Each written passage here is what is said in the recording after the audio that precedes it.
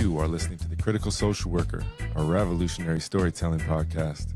I'm your host, Professor Ace, and with the support of the University of Alaska Fairbanks Department of Social Work, we gather voices of revolutionary social workers from around the world, organizers, healers, artists, and educators, people who carry stories that connect us, challenge us, and remind us what it means to be human.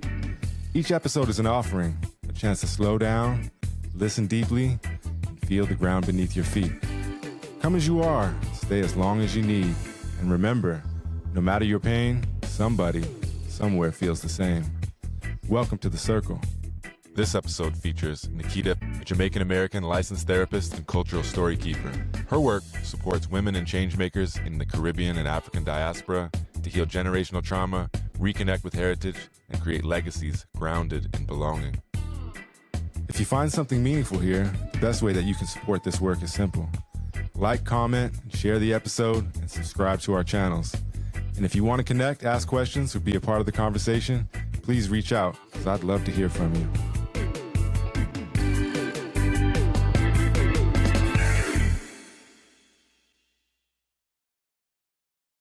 All right. Welcome to another episode of The Critical Social Worker, a revolutionary storytelling podcast. I'm your host, Christian Ace Stetler, aka Professor Ace, and I'm very happy to be joined by Niketa this morning/afternoon. How you doing, Niketa?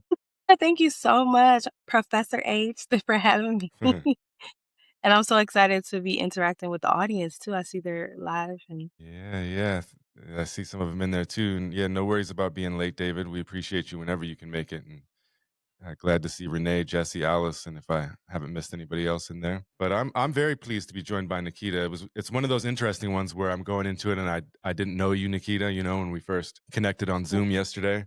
So I never know what to expect. When I met you, though, I felt really heartened, and I knew that it was going to be a really positive conversation just by the spirit that you kind of embody and put out in our through just the few short moments that we had together. I'm glad to hear that. I'm excited to get into our dialogue today. Yeah. Where are you joining us from? So currently I'm located in Jackson, Mississippi. I feel like I don't really live anywhere because my heart is in Jamaica and Miami. And so while I'm here in Jackson, I'm keeping my eye on the hurricane that's heading towards Jamaica right now. So prayers and positive vibes to Jamaica as they weather that out. Yeah, I haven't been following it. I sometimes out here in Hawaii, I get so disconnected from the news of what's going on in the rest of the world. And so I'm going to take a look at that in Jamaica. Like I said, my wife has roots there. Although she was born in the UK, her dad was born in Jamaica.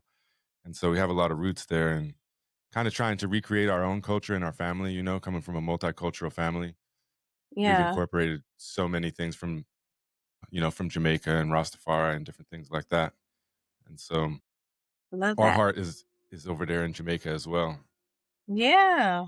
So prayers for them. Hopefully, it's not as bad. Well, Niketa, what's on your mind today? What's on my mind today? Yeah. Oh, man. Just honestly, just like the concept of like the preservation of land and how that is important to people. I know it might be random, but like I'm very, very much passionate about like what can we do now to sustain our future as we move closer and closer and deeper into like tech.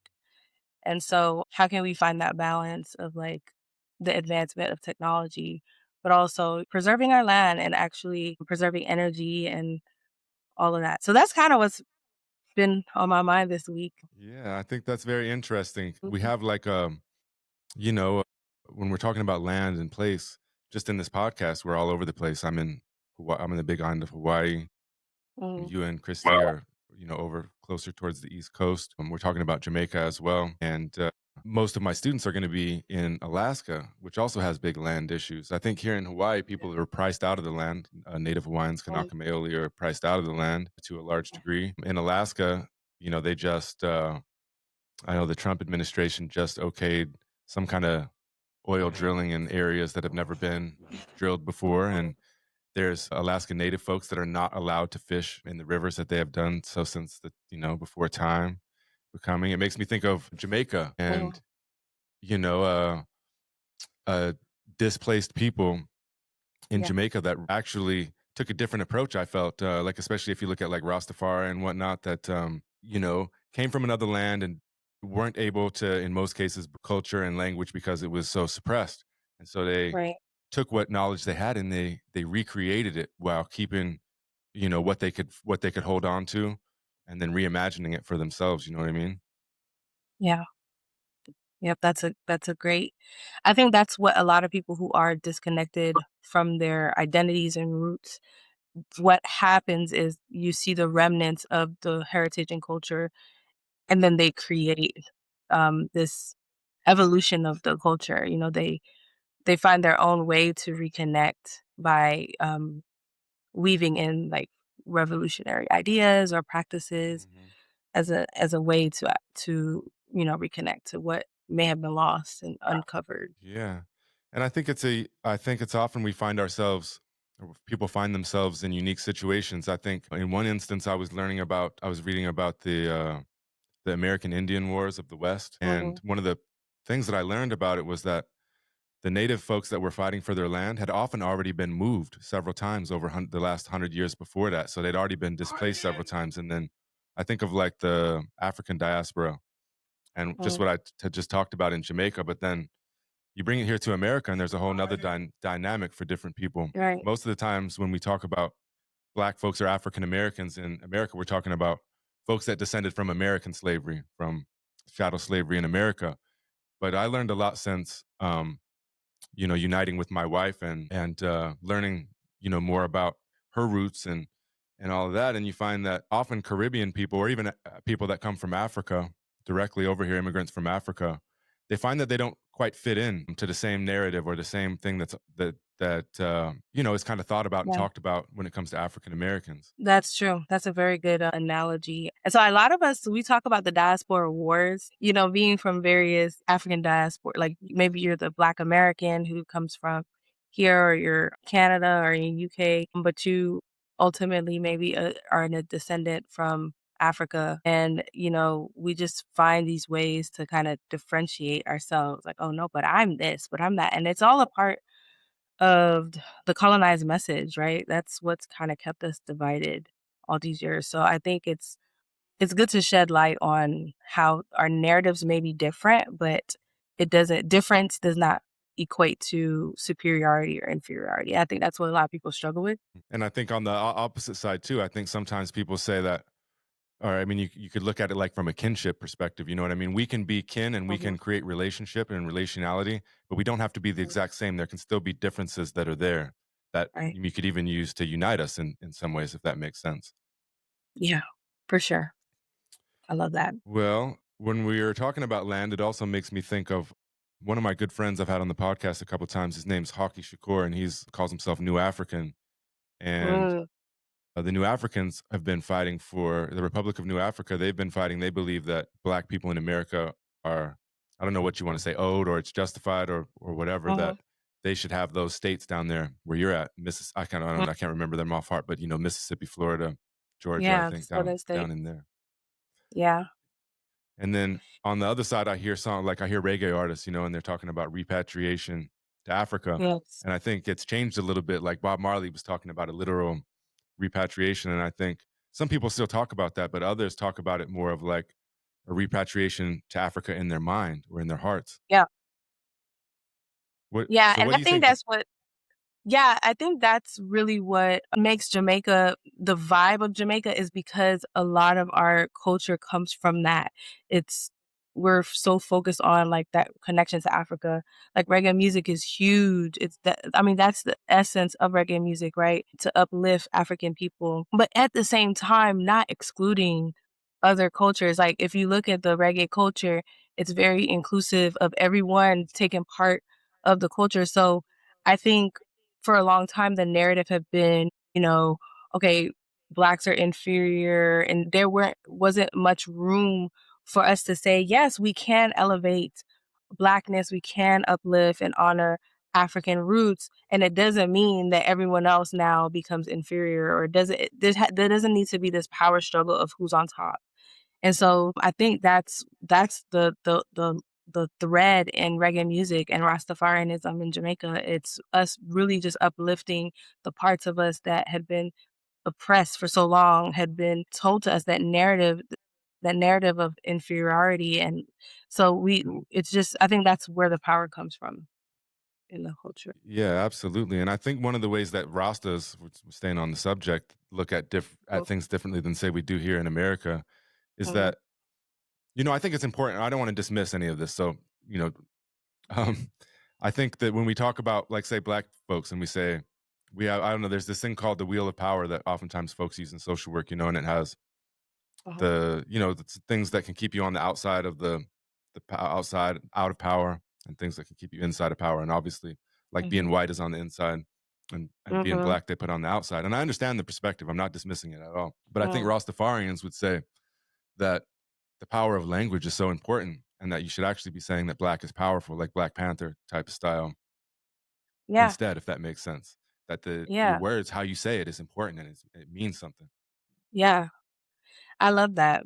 I love that. Yes. Very intentional, very connected. I think another thing, going back to the idea of land, right? And how Hmm. this idea of sustainability, I think that's what also makes Rastafarianism and any culture that's very similar to the preservation of our land, and like seeing humanity as connected to other parts of nature. I think one of the problems that we have as humans in humanity is that we feel so separated from nature around us, the rivers, the trees, and things of that nature. We find ourselves, or we believe ourselves to be superior to that or outside of that. But if we could see ourselves connected to nature, we care for it as we would care for our own bodies. And I think if we just keep our mindset, where we care about nature, we care about every aspect of this, everything on this planet belongs, and just treating it as such, I think we'll have a different approach and, you know,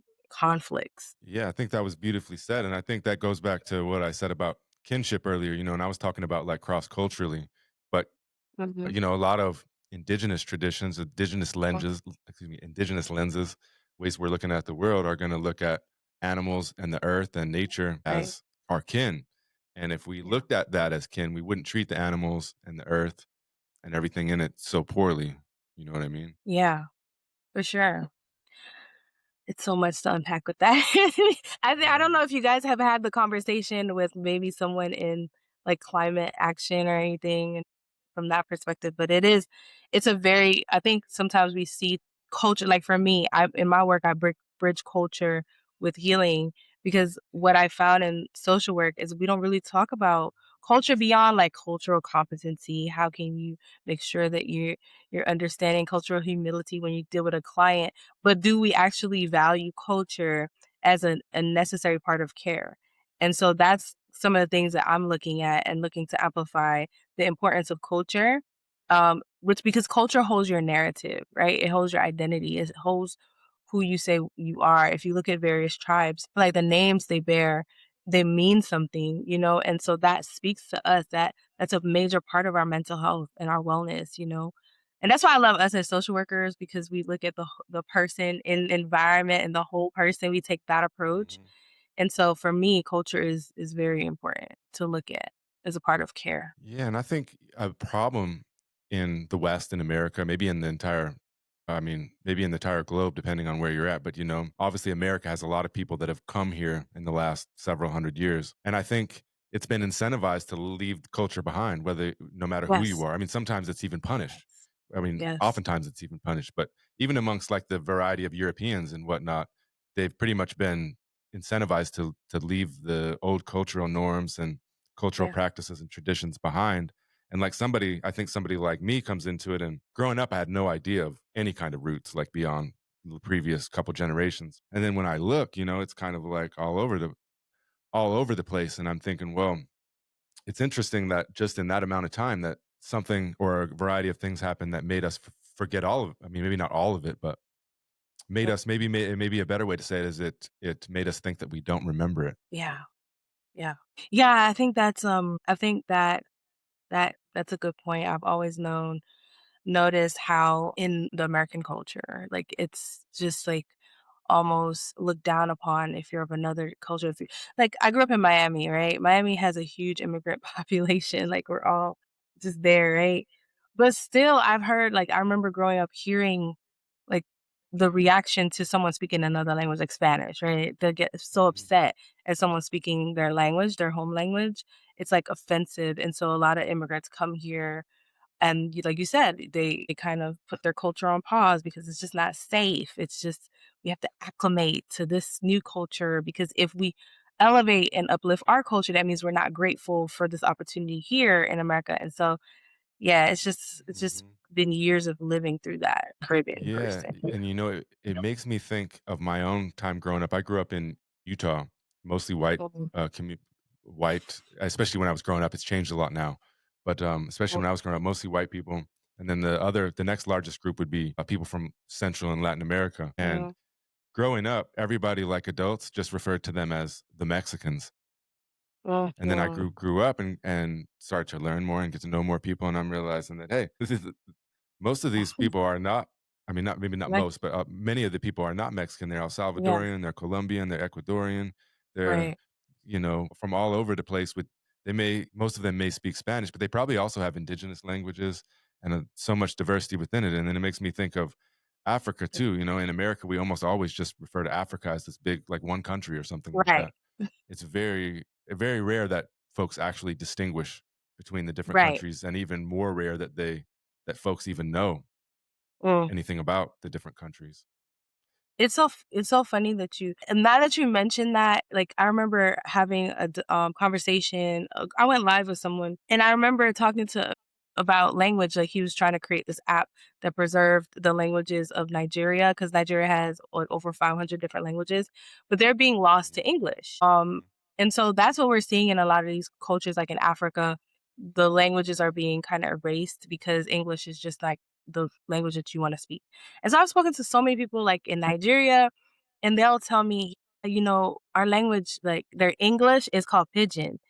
And so that's Pidgin. mhm, So it's like pidgin English, that's what they call it. And so when most people in Nigeria, when they explain what pidgin English is, they'll say it's broken English.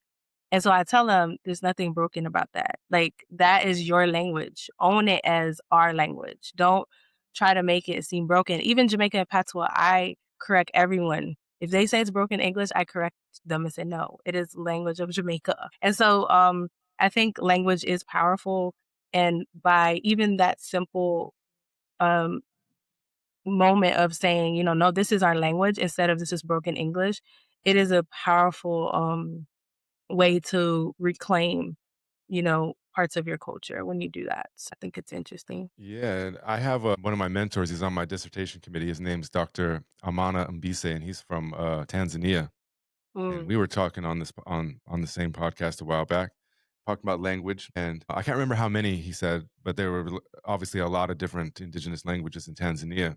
And he said that the mm, government was actually actively trying to get rid of the mm, indigenous languages and have everybody speak English and Swahili because yeah. they view the different languages as divisive.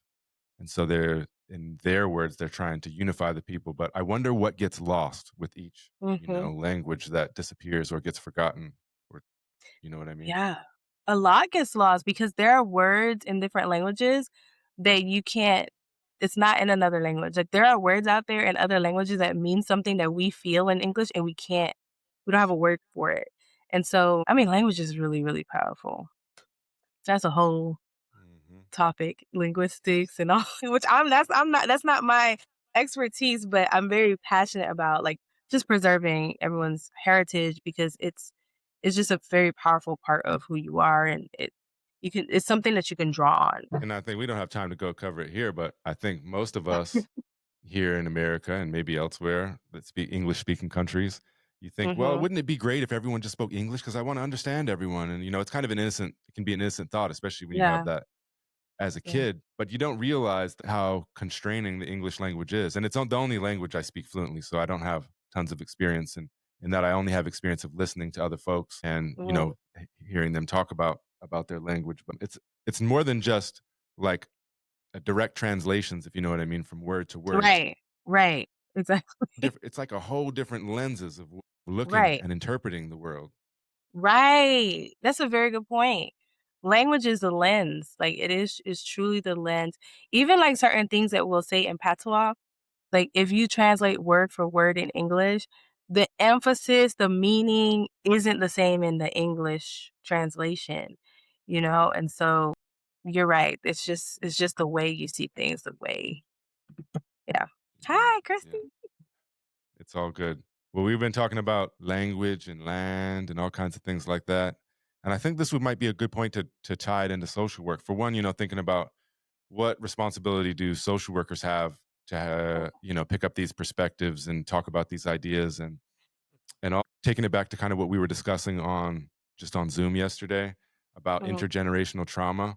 And I mentioned that I think that there are a lot of conservative leaning folks that completely dismiss intergenerational trauma. Matter of fact, I've read a few good books, like say on race, and I thought they had some really good points. And then I get to they start talking about, or they start, let's put it this way, they start dismissing historical trauma. And to be honest with me, to be honest with you, I don't get it. I'm meaning I don't get the dismissal of historical trauma. To me, it seems like when I Yeah. lay it out and I look at it, even just the Mhm. basic information, it seems very logical. Yes. So share a little bit about like what when people are dismissing historical trauma, what is their point? What are they saying? I think what I've heard is it's just really simplifies it. And it's saying that, say slavery, for example, they say Mhm. slavery happened a long time ago. People of Mhm. today didn't experience slavery. Even their Mhm. parents didn't experience slavery. And so it does not affect them today. It doesn't get passed down intergenerationally. And they don't, what happened to your parents or the generations before you don't affect you. You live in America and you have the same opportunity as everyone else. I think that would be like also like the Charlie Kirk. That's what he would say. Wow, that definitely sounds like people who are living in a box or in like maybe a predominantly certain area that where they don't. So I live in Jackson, Mississippi right now, and I grew up in Miami, right? And it wasn't until I came to Jackson, Mississippi where I really fully realize the reality of this country when it comes to racial trauma. There are certain things that's happened in Jackson, Mississippi that I'm just confused. Like, why are people leaving? Because there's a huge brain drain, I guess, here. Why are people leaving? Why are these schools shutting down? Why this? Why that? And so it's easy to like judge that from a when you come from a community that's basically ran by the immigrant community, right? In South Florida, we run it, right? The immigrants, right, are in politics and stuff like that.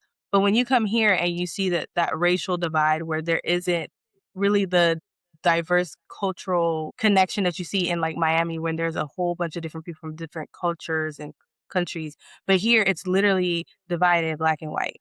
Like literally people are afraid to come to Jackson because why? Yes, there's crime. There's crime. But I'm a person I'm an outsider and I live here and I think a lot of it, the narrative that's pushed is just a little bit more inflated than than people want to admit.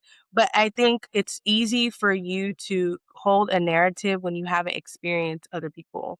So like for me, I didn't realize again the gravity of what the country deals with when it comes to racial issues until I came to Jackson. Like my lens was that of a Caribbean person. And usually that's the narrative from a lot of immigrant people. They come to this country. We say this is the land of the free. There is no excuse. You now are amongst, equality and opportunities, but then you do see, some of the roadblocks that people face as people of color, immigrants. So I think it's just really I think people should get to a place where they are willing to actually talk to other people in other walks of life. I think if you're not willing to do that, why should you have an opinion about the challenges different identities and cultures face in this country? Yeah, and what do you think? Like going back to social work and thinking about just your average social worker, I think they come in to this scene, social work scene, and they're often talked about in competencies. You mentioned earlier, like cultural competency, and I'm not a believer in cultural competency. I don't think that you can be competent in a culture. I've lived among different cultures and been integrated, and I feel nowhere near competent. I feel like I'm Mm, humble and I want to learn more and I'm yeah. accepted, but I don't feel like I'm anywhere near competent, if that makes sense. Yeah. I'd be a fool. I'd actually think I sound like a fool if I tried to Mm, sound competent, if you know what I mean. Yeah. And so social workers come into this, and I think they're also headed into a future of social work with like I know the interstate compact thing is largely celebrated, but I worry that tomorrow you're going to have a cubicle in a cheap state, like where it's cheap to operate, whether that's like Oklahoma or Utah or something like that.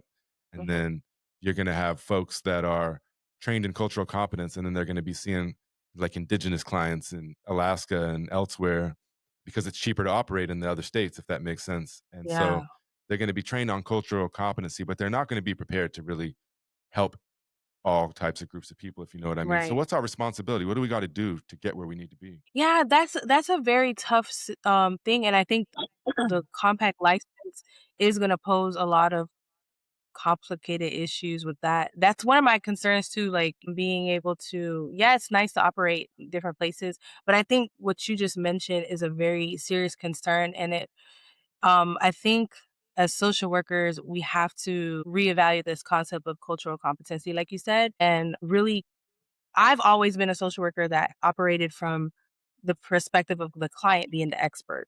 That's just how I was trained. But I've noticed a rise in social workers who come into the field thinking that they're the expert.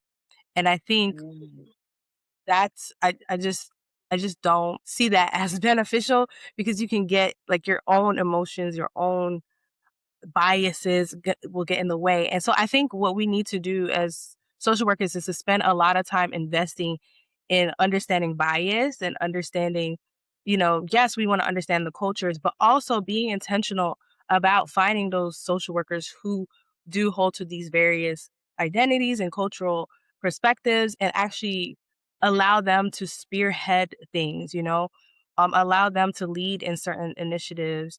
Because to be honest with you, most of the clients that come see me, I would say about 80% of the clients that come see me, they come see me because I am a Black woman or I'm a Caribbean woman. The Caribbean community really get excited when they learn I'm Caribbean. So we're seeing a rise of clients who are starting to choose their providers based on, excuse me, based on their own lived experiences, because they want to be understood. Clients are now past the point where they feel where they can actually tell when, what you said earlier, Christian, you said, a person might just be trained in cultural competency, but have they really lived amongst these people, walked amongst these people? Like, do they care about these, the community? I really think we need to um, really hone in to those individuals who actually have lived experiences and actually care about the community. Like, we have to get real about what communities we care about. I think as social workers, we're often trained to be the generalists, right? I know as a student, that's what I was trained, like, just, know everything.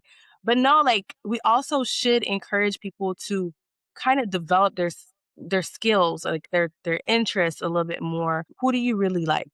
Who do you really like to serve? And that's who you should support. I'm not saying to exclude anyone, but I'm saying we just need people who are really passionate. Like, I think social work is also a heart work.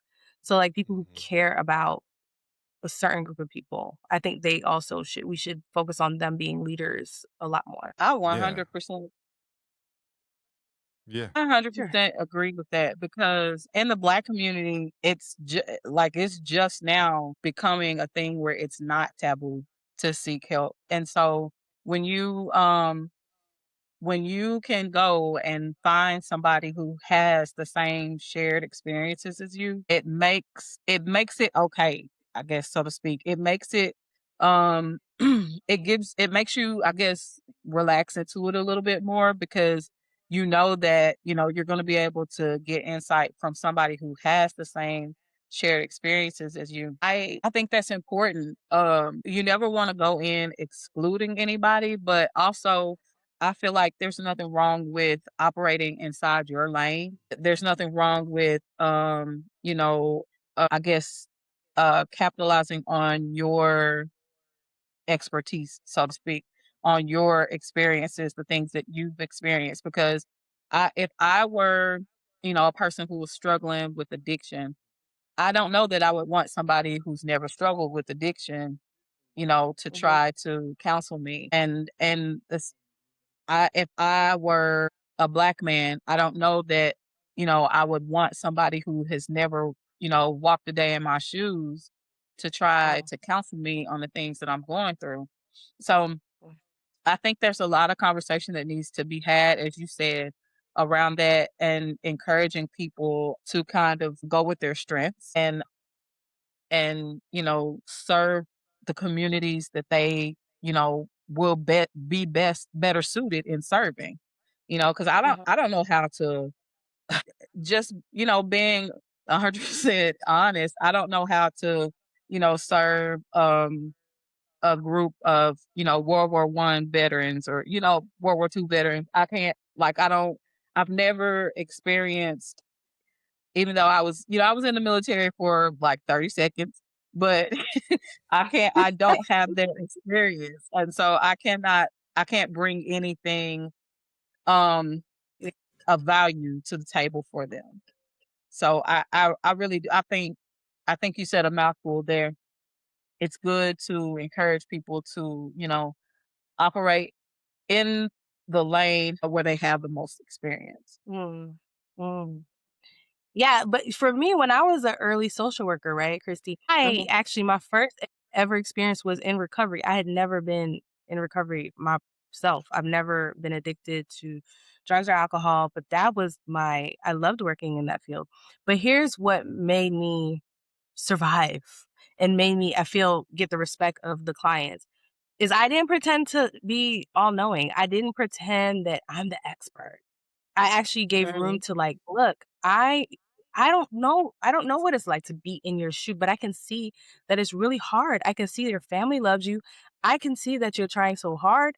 I can see, that you're working so hard and you've succeeded in this area. So I know, yes, the research says this.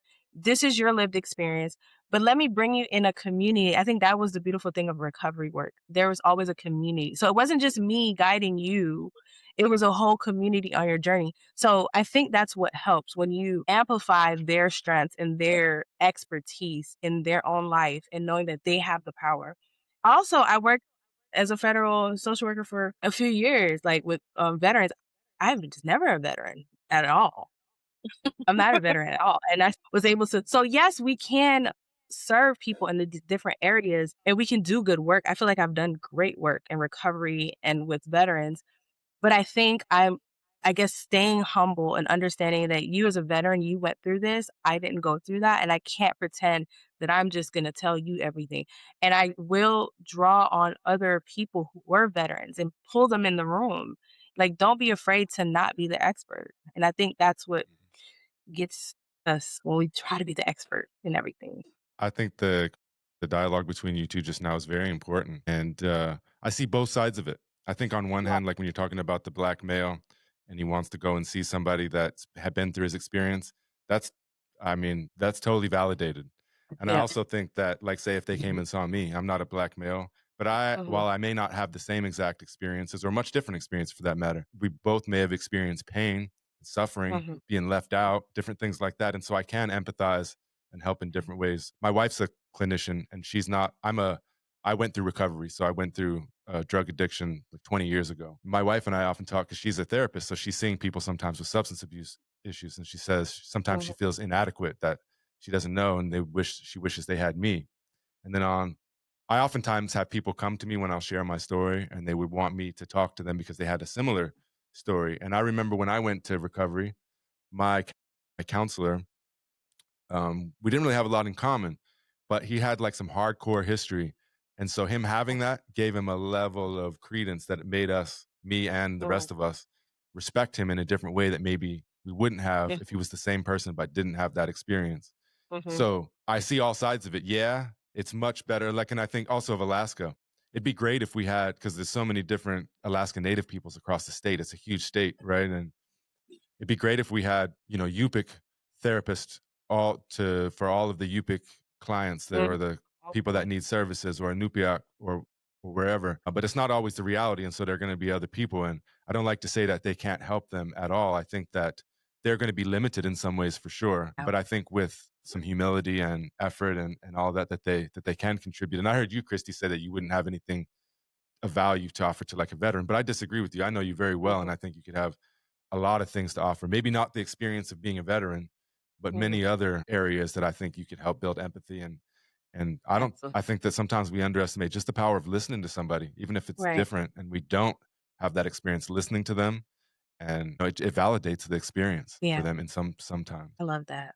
And what would this world be if we're just all just stuck to ourselves, like those to people that just look like us and are just like us? So I do think it's a great opportunity to just interact with various different people. Um, but I also think definitely I see both sides, like you, Christian, that sometimes there are people who just have been just mistrust of, the system. And so for them, it would be beneficial to have people. But I think also that's why as social workers, it is our responsibility to be humble, to try our best to interact with other people. Like outside of work, if you're in this career as a social worker, you should be interacting with various types of people. Like you should be going to various types of events. I think it should be your life work. Because social work feels like it feels a part of my life. Not in a toxic way that I can't let go of work, but in a way that it's like my life's duty, you know? And so I feel like this kind of career, it's not, I don't want to compare it to any other career, but it's almost like a vocation in a sense. Like it's your life's work. And I think that as social workers, our duty are outside of the 9 to 5 hours or whatever hours we clock in, but it's important for us to be engaged in the community, be engaged with other people, to know what's going on in your community. And it doesn't, get outside of just your culture, you know, um, and learn and participate. I remember I went to, don't judge me, guys, I'm gonna say this wrong. Was it Dia de los Muertos? Okay, y'all know what I'm saying. But the Day of the Dead in the Mexican, and I think there's some other cultures that honor it. I went to one and it was such a beautiful experience. It was humbling to be invited into another space that's this sacred thing that's happening. It's almost like you have this reverence because you're in someone else's space. And so I feel like we should do that more often as people. We should go into other people's space, invited, of course, but go into other cultural spaces because that just makes us better humans, but it also makes our work better, you know. So I'm with y'all on that. Yeah, and go into it not for entertainment, but to Yes. learn and connect, is what I would That say. big, big, big. Yeah, that's another thing too. Like as social workers, we have to check our hearts.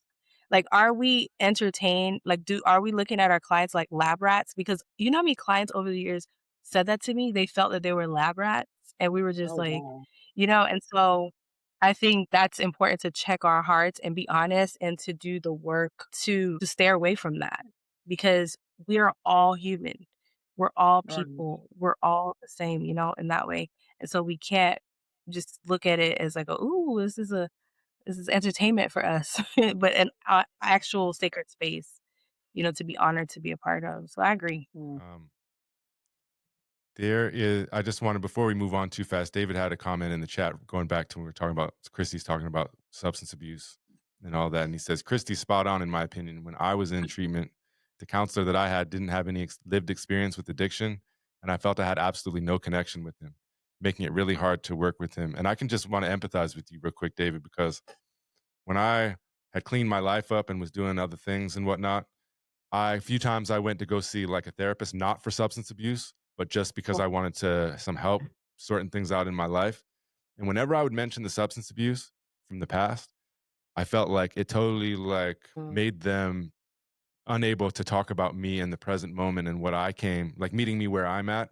And all they could talk about, or they made the substance abuse this big deal where I wasn't there for that, if that makes sense. Yeah. And if I felt like they did that from an outsider's perspective and they did not understand me like that previous counselor that I had would have. And so I'm not saying people without addiction history I'm not saying that they can't help, but certainly it does help to have the experience, especially for that like connection and respect and level and all that. But I wanted to just kind of shift gears for a minute. You've mentioned the word heart several times, and it's a big part of what I believe in is social work. I think that social work should be heart centered.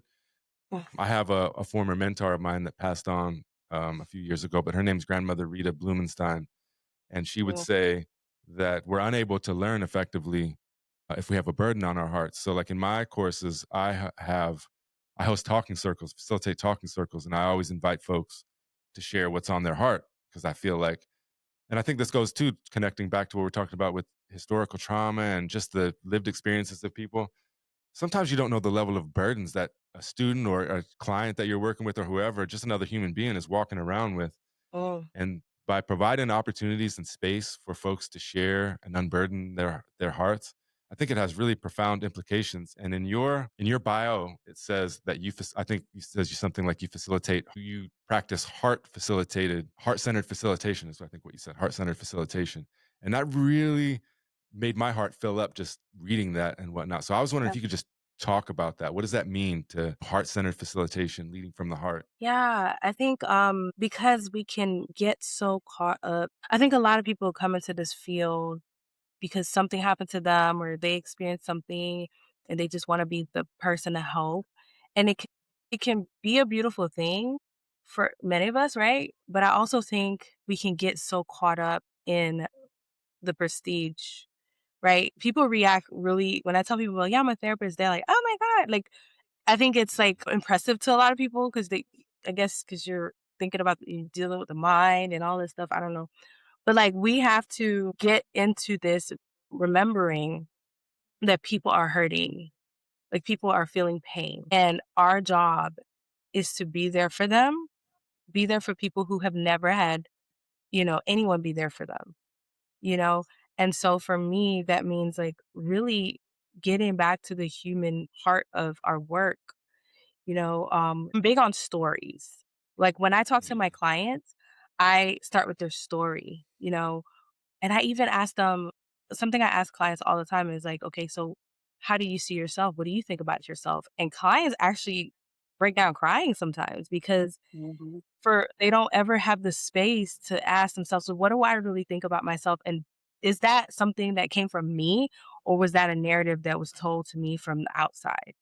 And so, like, leaning in, like you mentioned, like, asking them about them and helping them see that they matter. They're a valuable part of this world, just like the trees are, you have your place. And there's just too many people walking around who don't feel that they are that important to this world. Mhm. And so when we see their heart, their story, like, we're probably one of the few people in their lives that will give them that space. I think we need to see this position, this career as a career of honor because we get to be whole space for people who have never had that opportunity. Like it was never safe for them to sit and talk about how they feel because they'd be judged, laughed at, harmed, whatever the case may be. So I think for us to really sit back and realize that this is not just a cool job or something that you just brag on, it's something we're saving lives. Like people's lives depend on us a lot of times. And so when we take it that seriously, when we cultivate a care for humanity, we have to take time to cultivate care. And that's why I said earlier, we need to get in the habit of getting out there and fellowshipping with other people in their environment because it's so easy for us to get caught up in this digital world where we're just doing the work. Social workers are burnt out. And now when you're burnt out, it's easy for us to go into autopilot, just seeing clients, a number and like, and so we have to take time to cultivate love for people, even outside of work. Hmm. Yeah. That's true. That's so important. That's something that I encourage everybody to practice. That's something that I practice myself because I understand that you we all really have the ability to make or break a person. You just never know what somebody is dealing with. You can encounter somebody on the worst day of their life, and it can be, something that you say that puts them over the edge. I don't know. I get, especially this past year, I've really just kind of been on this I don't know, just I'm going deep within to try to, you know, rid myself of all of the things that are stopping me from moving forward and being effective in the world. I don't know. I just, as social workers, especially, I think that it's important to, I think it's important to, um, have a really good relationship with yourself and really like uh know what's going on with yourself, because I think that a lot of times kind of affects the way that we show up in the world, and we can't really be efficient if we have a whole lot of things weighing us down.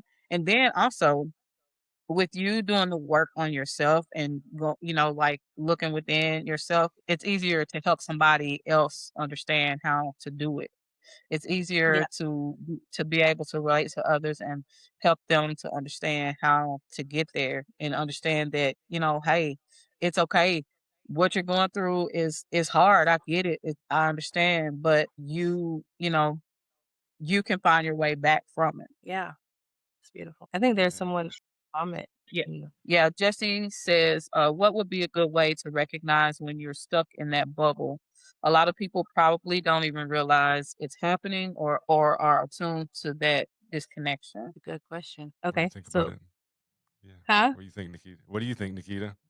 Man, I think that you're right, Jesse, that we live in a society where it's just like normal to kind of do the mundane thing, go through the motions, right?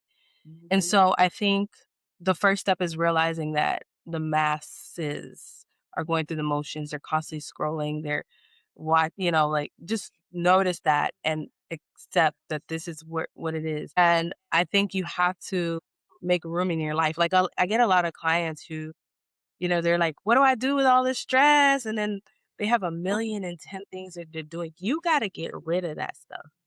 I know, like, I'm not a full minimalist, but I really love the concept of minimalism Mhm. because I love experiences. I get so frustrated when I have to manage things. Like, if I start to notice that I have too much to manage, I will start getting rid of them. But I know that's not everyone. Not everyone can do that. But I would love it to see if, more people would get rid of stuff. Because we're managing stuff, we're managing, juggling all these things. We're never going to. We keep trying to mitigate that. We're mitigating the overflow of stuff that we're doing, and we're trying to figure it out. But the reality, what we need to do is let go of a lot of stuff. Let go of managing the stuff around you. And I'm not saying be irresponsible. I'm saying be honest about what is it that you can let go of. Do you need all them clothes? Do you need to go out every single weekend? If you are trying to make sure your money's all right, maybe going out every weekend, maybe you need to be creative a little bit, do some free picnics or something. So be creative and really be in real life. Like, what can you do to be in real life? Disconnect from social media. And I know this sounds cliche and like simple, but it's a very hard thing to do for most of us, right? So I really think being attuned is disconnecting from the digital world, all the chaos of what we have to do, and just give yourself a day. Give yourself a day where you don't do anything and you're focused Mhm. on being in real life, being with your kids. It's so funny. I remember one time I left my phone, right? And I had my kids with me. And I was like, guys, what am I going to do? And my daughter, she was 6 at the time. And she said, Mommy, you could just do what we do. We don't have phones. I was like, oh, yeah. And then this is the sad part. I literally had to ask her, so what do you do? And she said, just look around. And I really think it's a pandemic, this being in our phones. And I think if we Mhm. can really just spend more time outside, walking, connecting, like having friends over, have a no phone rule, something where you're staying in the present moment. And I guarantee you we'll see a lot more of us moving more into connection, feeling connected and grounded when we are actually living in real Yeah, life. I think it was real cool, the analogy tying it to a house, because I think it's the same. You can't put something new in your house if you don't have enough space. If that makes sense, you Right. got to make space for it. And so I think oftentimes people will be saying like, I need this, I need healing, I need this, I'm afflicted by this, this, and this. And my question often would be, well, do you have any space for it? You got any space for the healing? You got any space for the positivity? Because I think that stuff, what you're talking about with the phones, if you look at the timeline of it all, not that long ago in human history, we got what we learned from our people, whether that's our parents, our grandparents, our aunties, our uncles, other people that lived around. You got the information from them. Then you got put in front of my TV. I'm sorry you can't see over there, but I'm pointing at my TV. Then the TV gets introduced, right? Stuff like TV and radio and whatever, and people are captivated. So it eats up that space, the open space. And then you fast forward to today, and all the space is gone, because when you're walking around through your backyard, you have your phone, you're checking your emails and your texts. If you're outside, you're not connecting with the person on the streets because you're looking at your phone, and so are they. I went hiking a little while ago, a couple weeks ago, with my kid, and almost every teenager that I passed had earphones in, had AirPods in, and didn't acknowledge us. And I'm thinking, well, like, that's kind of the point, right? To be out here in nature and to hear and see and experience what's going on. And so it's that captivated mind. If we don't have space for it, you can't fit any healing in. And I'm a victim, I would say a victim, or like, this is my transgression as well. If I could do anything, if I could name one thing I could do to improve my life, it would be to have some way that I could get rid of this. And it's really hard. You need it to go to the airport. You need it to buy things, whatever. You need it for all kinds of things. I need it to log into the university. And so if we could figure out a way to have less of this and more of, I know we're on a screen here against, but just talking to each other, being relational. When you go outside, get your work and all that stuff out of your mind and your phone out of your mind, and hear the wind blow through the trees, notice the bird that's up there, notice the person that's walking by. And it's really hard. So I'm empathizing with everybody. It's really, really hard. It's really hard. But the more that you can do that, the less you can get away from these things that we're so addicted to, which is suffering as well. And I think even when you tie it to food, if you're feeling like sometimes I'll go to get in a string of bad habits in what I eat. I do pretty good these days, but I'll get in a string of bad habits and I'll realize I'm just not feeling great. I feel kind of bloated and backed up and things like that. And then just by not eating, by like fasting for a little while, even if it's for one meal or a day or 2 meals, it opens up space for me and it makes things start to flow in a different way. And so in our society, we are always taught that more is better. More. I need more. I mean, the president of our United States is constantly talking about more. But sometimes less is exactly what you need. It's exactly what the doctor ordered, from my perspective. Yeah. I agree. I'm really concerned. I'm going to just say this, guys. We're talking about the future of social work. We really need to prepare ourselves for what's coming. I'm really concerned about what you're saying, like the fact that like the children are the ones that are really hooked to this. When I was in high school, I didn't get a phone till I was in 10th grade, and that phone was not a smartphone. Okay? So I can't even imagine, like I can't fathom going to school with social media. Like when I even got to college, like there was social media, there was like Facebook, but it wasn't so like, it wasn't like the Instagram, there's just too many now.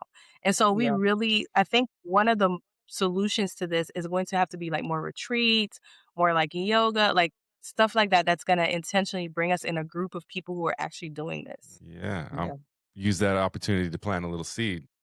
My wife and I, we've been manifesting this idea of, I don't want to call it a retreat, but similar to a retreat. We call it the waves of consciousness. And it's evolved over time, but it's actually gotten to the point where we're really, really floating the idea of having like a revolutionary social work retreat, or some kind of, we had a different word for it, like a summit, maybe. Like summit might be a better idea. Great. And having it here, we have the space here, and I think we have the resources to make it affordable. And so I just want to plant that seed. You may be getting an invitation from us. Yeah, That would be great. That would be great. I would love that. We need more of those. Just where we can connect and build together, if that makes sense. Connect, unite, and build together without an agenda, too much of an agenda or anything like that. But yeah, just wanted to plant that seed. Yeah. Well, we've been on it for about an hour now, and there were a couple of things I know that tied to what Christie wanted to talk about. But, we connected talked about hypnobirthing yesterday, and I talked to my wife.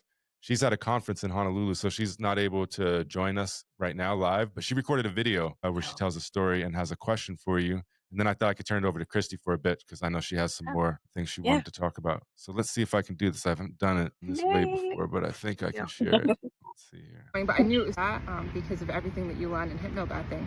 And then after that, I'd love to hear. Wow. That made me smile so much the whole time.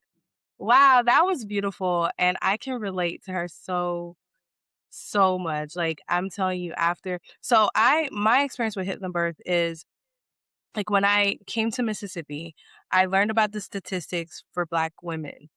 Black women, first of all, Mississippi has one of the worst birth outcomes in the country. But also, I've learned about in this country that Black women are 4 to 5 times more likely to die of childbirth related issues than white women.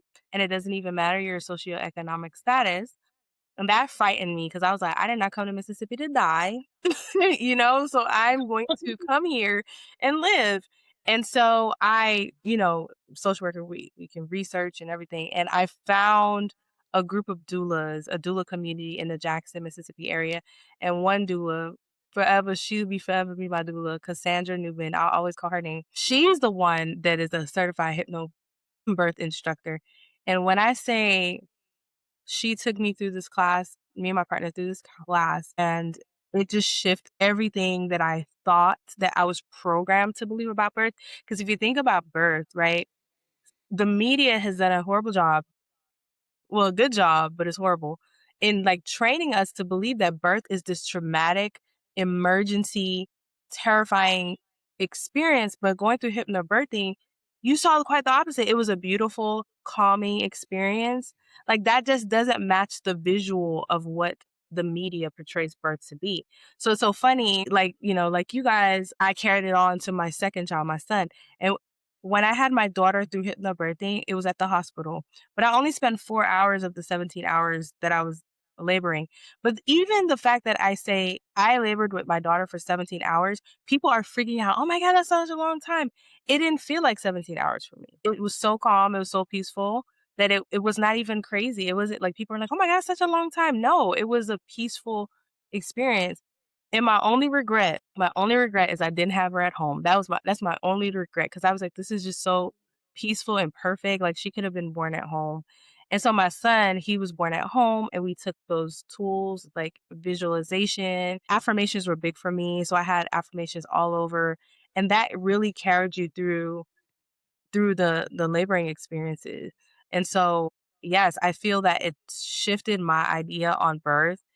And it's made birth this really sacred experience, whereas it's just this quiet thing for most of society, where it's like, you're pregnant, you have the baby, that's it. No one really thinks about the birthing experience unless you're in that experience. And so it really just showed me how powerful the experience is and how it should be talked about more. So people are not afraid of it. Some people see the beauty of it. So yeah, it's also empowered me in like reclaiming the power in my body. And that's something that a lot of women, from traumas that we face as women, various kinds, right? I think that is very important for us as women, period. Yeah. I know just to touch on our experience just a little bit more was that, and it's hard to know because I've only had children with my one wife, who's you saw her, she's a Yeah. woman of color, right? And so Yes. go to the hospital, and we had this, elaborate birth plan that we had written out. And, we were newcomers for sure, but we thought really hard about what we wanted and what we needed and put it out there. And we had this nurse that was really nice, and read through it and really kind to us. And then it was like the midnight shift ended or something. And we had this new nurse, and she was like an older, bullheaded kind of, bullheaded white woman that thought that her way was her way or the highway. Right. Mm. And she didn't listen to anything that we said. And she made comments that, like, again, you never know what they intend with what they say. But she sure did say a lot of things in a certain ways that made it seem like she was talking to my wife because she was Black. And she was like making a child out of her, if that makes sense. Like, she insinuated all kinds of things.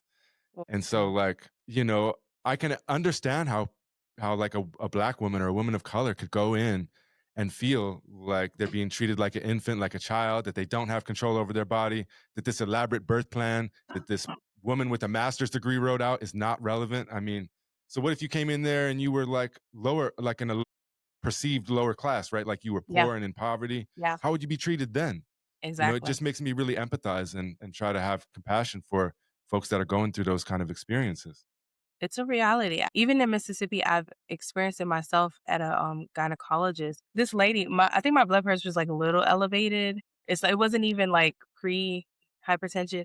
And I was just like, should I be concerned? And this lady said to me, she's like, oh no, African American women have high blood pressure. And so this question here by Alice is, have you identified why Black women die at this horrific rate? That is one of the reasons. There is bias in a lot of providers who are not people of color. They have biases. They expect certain things. Oh yeah, Black women have high blood pressure. And then when Black women have, high blood pressure after preeclampsia, right? After birth or during pregnancy, when they're having that high blood pressure, they're not taking it seriously. When Black women are complaining of certain things, certain pains, they're not taking it as seriously. And so if I didn't experience that, like, I would have just never, like, when I'd still be in shock that this is something that Black women do face. So you're right. If you're perceived as poor, people both believe that you're going to be treated. And that's why doulas are so important. I would never birth in a hospital without a doula. I wouldn't. I just wouldn't, because your doula is your voice. And for those of us who don't know about labor, let me tell you something about labor.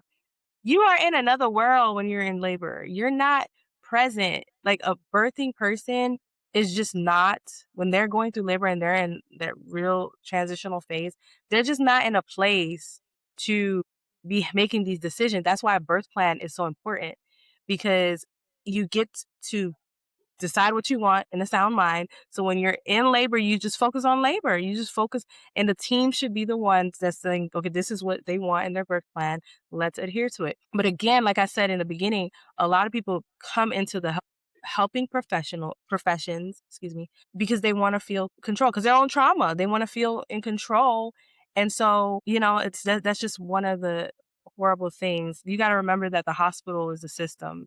Just like the criminal justice system is a system, just like education, it's a system. So, like, a lot of times people come into these systems to control. I'm too ignorant to know that Black. Yeah. But I think, that's a good point, that you might not have been aware of Black people having high blood pressure. I mean, there's so much contributing factors to that, but it's not something that you're born with. Like, there's so many different environmental factors to that. And there's also been historical mistrust in the medical system that we have to, like, Ace, earlier you asked, like, what is our responsibility? I think as social workers, that's a big part of our responsibility, continuing to advocate and holding a lot of providers or people who are in the systems, who are decision maker, holding their feet to the fire and saying, no, this way of care is just not beneficial for people. And I think that's really where we come in as social workers, to work alongside advocating for these things. But yeah. Yeah, you're absolutely right, Niketa. And to piggyback off what you said, for Alice's benefit, there historically, historically in the medical profession, they taught people to believe that Black people didn't experience pain the same way as other people did. So oftentimes when Black women come in and, they're expressing their pain or they're expressing their discomfort or whatever, a lot of times they are not believed. I have my own horror stories. I have one situation where one of my sons was born on Christmas, and I had a whole birthing plan. And because the doctor wanted to go home and be with his family, he totally ignored everything I asked. That's I'm such a saying to oh my you, yeah, yeah. I'm saying to you, I do not want Pitocin because it speeds the contractions up too fast. And I'm seeing you hang the Pitocin. So I'm just like, and what ended up happening was my contractions were coming back to back to back to back. No, without any relief. So, Yeah, there's a lot of that there, unfortunately. But I do want to commend you for your work as a doula. It's so well needed. Can you tell us a little bit more about your work as a doula? Sure. So currently I operate more so in the advocacy education part of my work in birth work. So I own a social impact consultancy agency where I do, trainings and things of that nature, serving as like a community advisor and things of that nature to support programming to ensure trauma informed appropriate culturally responsive care and things of that nature. So me, I have been trained and I've been so fascinated with like birth and understanding how to improve birth period. So I'm a trained perinatal yoga teacher. So I know how to instruct for prenatal postnatal yoga, which is very important, which is something that I use a lot in my work, my doula work, because getting your body ready, that's important. But I've also been trained in traditional Moroccan postpartum care, which is such a beautiful tradition. And it's so connected with so many other cultures. And so basically in this, like you'll find it in a lot of other indigenous cultural practices with postpartum, you'll find that it's very opposite than the Western way of being postpartum. It's a lot more slower. It's a lot more like intentional with the foods and the temperature and what mom will be doing in those first 3 days or first 40 days. And so it's very intentional and centered on that birther. And so I love that because I didn't know this postpartum. Had I known this, I would have had such a more relaxing postpartum period. But my job is to really bring us back. Like I operate from the philosophy of Sankofa. This is a philosophy from the Akam people in Ghana, and it basically means to go back and get it, go back and fetch it. So I operate in the philosophy of going back to the wisdom of our ancestors. What were some of the practices that we engaged in, and how can we bring that back to move our future forward? How can we integrate that into this new world? Because this is a new world, and the world is ever changing. And so for me, it's advocating, it's educating about what needs to happen in the postpartum period. A lot of people don't even realize like you shouldn't even be eating cold foods and ice, like the ice that they give you in the hospital. Do not eat that. You need to be eating warm foods, like something simple as that. And so really just centering um our moms and families, because there's a rise in perinatal mood and anxiety disorders, and I personally and clinically believe that a lot, if we can fix the postpartum period, help people to slow down in the postpartum period, to reconnect, have a moment to reconnect and get support. I think those numbers that we're seeing in postpartum depression and other perinatal mood and anxiety issues, you'll see them start to lessen because you have that space to do what you're really supposed to do. Like, going back to the hypnobirthing, like it just brings us back to what our body was meant to do and how we used to do things. So it's always full circle for me. It's going back and looking at hypnobirthing is just that. It's going back to look at how we used to birth now in the environments that we're birthing in. And it's very similar to other aspects. And so my work is really just bringing us back to our roots so that we can move forward. That's essentially my work. Like, what did our great, great, great, great, great, great, great grandmothers used to do when they used to birth? We need to be doing that because that's what helped. And it isn't to say that the medical field is not needed. It isn't to say that we don't like medicine. It's to say that medicine is an added thing from when it's needed. In hypnobirthing, we say special circumstances. But birth is not an emergency, you know?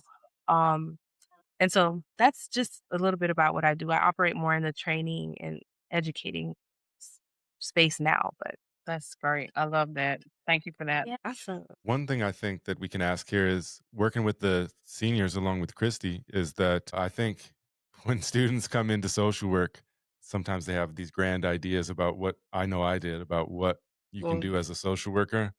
And I think they kind of become disillusioned when they learn about the opportunities that they're funneled towards, which is typically, micro. Mhm. Not saying therapy is bad or that case management is bad, but folks are just not only just like a therapist, but toward like a mainstream type of therapist job. And so a lot of the students, the seniors have been asking, like, what are some other outside of the box opportunities. And I think just some of the things you're talking about are outside of the box that I think people would, Yes. it would make some people's, hearts and minds light up to hear about that they could do that and still be a social worker. Mhm. Yeah. That's a good point. We were seeing a rise. So what I noticed when I'm in these spaces where we're talking about the care and looking at the community and the policies, a lot of people that are in these spaces are like, the public health majors, which really and truly, there's a lot of social work programs that do both. Like they do the MSW and PH track. So we're really connected. We're really close. Our work is very close. And so social workers have a very unique approach where we look at, like I said, the person and environment. We look at the person holistically. We look at the various resources. For me, how I know I'm a true social worker is because I really, really hone into like culture and how that is a major part of our wellness. And so, yes, you can definitely work in the sector of maternal health or birth work as a social worker. I think it fits perfectly, actually. You just have a different approach. I think social workers, like when you look at the birth work, it's a team. It's always a team effort. It's never just individualistic. It's a team effort. So you have maybe the midwife or the doctor and the family and other families that might be a part of it. And then you have your doula, you might have a yoga teacher, you might have a chiropractor, you know. So many people that's a part of the birth team and social workers. And then also you got to think about the traumatizing things that can occur. We forget that the traumatizing things that we help support in our work, we forget that pregnant families go through that too. So if there's domestic violence going on, we need someone who feels safe, who safely can help a client navigate that in a way that we build trust. Because remember, a lot of times when people hear social work, they think the system, like they're out to get me. But how can we get on the side of the client while, still following our laws and everything, but really building trust?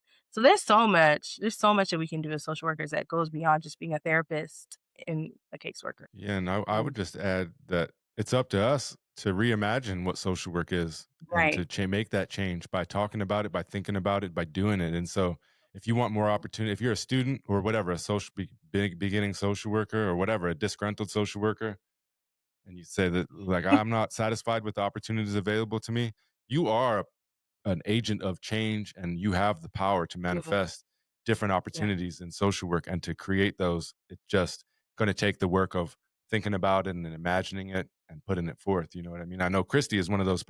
Christie, we're going to talk to Christie in 10 years, and Christie's going to be telling us about how, I finished up my BSW and got my MSW, and I still felt that there wasn't the right path for me. So I made my own. And here's where I'm at. I got this, whatever, my own business. That's what I'm going to see Christie doing in 10 years. I promise you. That's a good point. Yeah. Because a lot of the stuff that we can do as social workers, it's not a direct path. It's not like an agency's just going to hire you for it because there's a job out there. A lot of what we can do are building our own jobs. And I think I heard someone say the job market is changing, first of all. But he was saying that the job market is kind of disappearing and there's an increase in the skills market. So as social workers, it's very important for you to master skills that you can sell to organization because they have the money and they're going to start cutting some jobs. You can be the person that exchange those services. So a lot of what we can do, you're going to have to be creative. And it's not a bad thing. It's just about networking, like you said, and getting in there. Yeah. You have Yeah, any I'm thoughts, kind of Christie? seeing that. I'm kind of seeing that. I'm really, really seeing that skills is where it's at. Like I keep saying, my interests are all over the place. So I'm gonna just try to um learn as many skills as I can and just kind of build it to suit my, my interests and, to suit areas that I feel like I can be most impactful. If you're a social work student, do it all. Do it all. Yeah, Don't hold that back and think really, you need to be. really. Try it all. Yeah. Well, we've been at it This for was about 90 very, minutes very now. And insightful. I repeat, Thank you. I say this all the time. The marker for the measuring stick for a good podcast episode is that the time went by fast and that you can keep talking. I could sit here and talk about 20 topics that we talked about for all day long. Yeah. So first of all, I just want to say I really appreciate you both. I appreciate the folks in the audience listening in. those that'll listen after, but especially those that, that you contributed to the dialogue, some questions and all that. And I like to leave it to you all for last words. And so I wanted to first start with Christie, say thank you for joining me again. I hope I'll have you back again for some of these future episodes. But do you have any last words, anything you wanted to say before we get out of here? I just want to say thank you, Niketa, for coming and for all of the insight that you've added here today. You've definitely given me some things to think about. I'm going to go look into doula work because that's an area of interest for me. But thank you for all that you're doing. Seriously, it's well needed. Thank you. I appreciate it. And special thank you to you, Niketa. Thank you so much for giving us some of your time, your wisdom, your experience, all of it. And most of all, thank you for being you. You're just an incredible person that I feel very honored to have had the opportunity to meet, connect with, share this space with. And I hope that this is not the only time and that we'll find ways to connect and work together moving forward into the future. But big thank you from my heart to yours, my family to yours. Thank you for taking the time out of your no doubt busy schedule to join us. Thank Do you have you. any? Welcome. Do you have any last words? I just want to say it has been an honor and a joy speaking with you guys today. It was very fun and I love talking about, like I told you, social work for me. I think it's a life thing. And so it was great talking about what I love and amongst people who are in the field and love it too. And thank you for the audience for tuning in and just really engaging. For me, I just say, for us, for the new social workers and the old social workers, just remember that social work now, a big part of social work is the preservation of humanity. Because it can just be so easy to be disconnected. And so I think a big part of our work moving forward will to keep people connected to humanity and this real world, right? The real world. And so just remember that we're about preserving humanity. And thank y'all for doing the work. Heart-centered work, lead from the heart. Sometimes it can be hard, but lead from the heart. Your heart won't lead you astray. Sometimes the world can confuse you on what your heart says. It can manipulate your intuition, let's say. But for the most part, if you listen closely, your heart, especially in social work, will always lead you. It might lead you against other people or away from other people, but it will lead you to the right decision, it'll lead you to the right place. It won't lead you astray. And so that's the number one thing I appreciate about your work, Niketa. Well, it's been a pleasure with both of you, Christie and Niketa. I'd love to talk to you longer. Unfortunately, we got to move forward. I'll get this up, produced in the next couple of weeks. And then, like I said, hopefully we'll connect in the future moving forward. Yes. Have a good one, guys. Thank you so much. All right. Thank you. Bye. Peace. Have a good day. You too.